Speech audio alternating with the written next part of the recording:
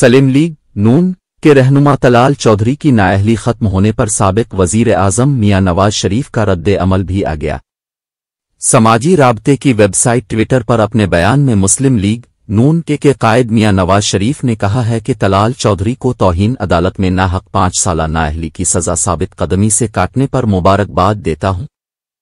साबिक वजीर आजम मियां नवाज शरीफ ने मजीद कहा है कि झूठे मुकदमात, सजाओं, नाअहलियों और हर तरह के जुल्म को मैंने और मेरे साथियों ने तो सब्र और इस्तिकामत से बर्दाश्त कर लिया, मगर नाइंसाफी पर मबनी उन फैसलों की सजा पाकिस्तान ने भुगती।